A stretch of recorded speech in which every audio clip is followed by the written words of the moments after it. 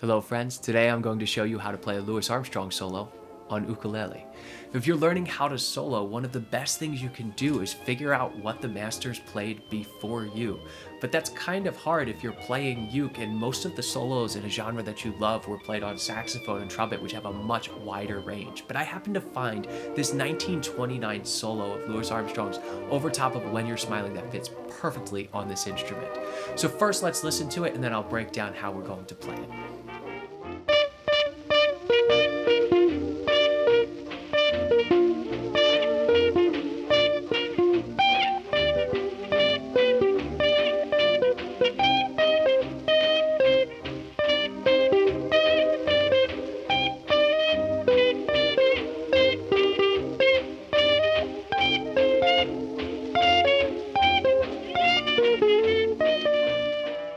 In the description of this video is a link to a free PDF download with the notation and tablature for the entire solo, as well as the exercises that I'm about to show you. Whenever we're learning a piece of music, we're really learning two things. We're learning music itself, and we're learning the technical side of how do I put this on my instrument. And many times we jump directly into that second part of where do my fingers go? How do I play this? And if you want to do that, you can hop right to the end of the video where there's a play along with tablature. But stick around, because what I'm going to do in the middle is I'm going to show you some exercises that are going to make learning this solo a lot more efficient. But first, you need to do some work and go back to the first thing, which is learning the music. And what do I mean by that? Well, for most of you, you're probably hearing this solo for the very first time. And yes, we can read the tabs and the rhythms off of the sheet of paper, but they're only an approximation of what Louis Armstrong is playing. You need to listen to this solo 100 times, and you need to be able to sing it. But while we're doing that, we can still learn the technical side of things outside the context of this song. What I love about this solo is that it's really based around three basic chord shapes. And if you get those under your fingers, you have about 80% of the solo where it needs to be already. So what are those three chords? It starts out on a B flat, which we're going to ignore the G string for this entire lesson. This works on both high and low G. So it'll be the 5th fret of your C string, the 6th fret of your E string, and the 5th fret of your A string. That's a B flat chord. No, just our G major chord slid on up. The second one is going to be a G chord, which is the 7th fret of our C string, 7th fret of our E string, and the 5th fret of our A string. That's a G major chord. B flat, G major, and then finally we have C minor, which is the 7th fret of our C string, the 8th fret of our E string, and the 6th fret of our A string. With these three shapes, this is most of the movement that we do within here until the very last lick of the song. So let's look specifically at the B flat for a moment. What we're going to do in the first exercise is we're just going to arpeggiate down the chord, or we're going to play each note individually descending. So we're going to go A string, E string, C string, and loop back. A string, E string, C string, A string, E string, C string. Get used to this, because this is most of the first line of the song. Now we can do the same thing going up to our G. Let's try that. Oh, it's very similar. There's only a couple notes changing in here. You want to get used to going back and forth between these two. Back to B flat.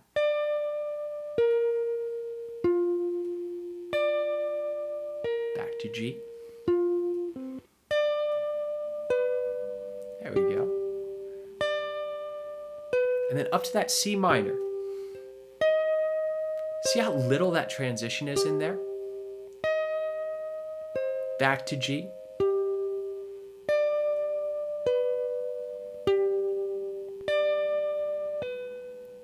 And back to B flat. Until you can do this exercise smoothly, don't move on yet. We don't want to add all of the movements and the shifts in this until your fingers are used to just these basic chords that comprise so much of it. And then let's look at what we can add to this. For our second exercise, we're going to take those three chord shapes that we already know, And we're just going to add any notes that fall outside of what we could grab right next to that chord shape. So what do I mean by that? With the B flat chord, we have two notes that fall outside of this, and that's the D on the 2nd fret of our C string and the G all the way up on the 10th fret of our A string.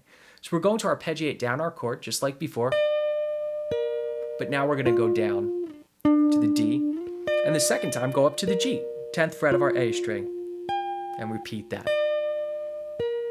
Every other note that we need is right in the chord. And as we go up to the G chord here, all we're going to add is that G up top. Everything else is right in this vicinity. There's a couple little passing notes in here, but everything sits mostly within the chord. So we end up with this for our exercise. Just going down our G major triad and up to that 10th fret. And then we do the same exact thing on the C minor.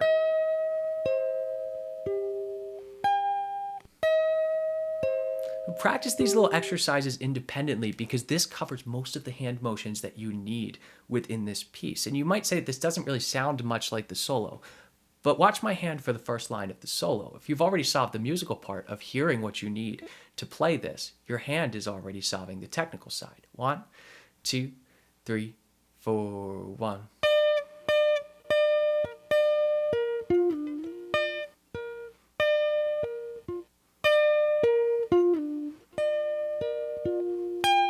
Up to that 10th fret. Everything we need is within this exercise that we just did. And same goes for the G7. All of it's right there. And with the C minor, we'll see as we go through the solo that you get a couple of times that we're going on the 5th fret here of the A string, but that's all contained right here. It's in the same position.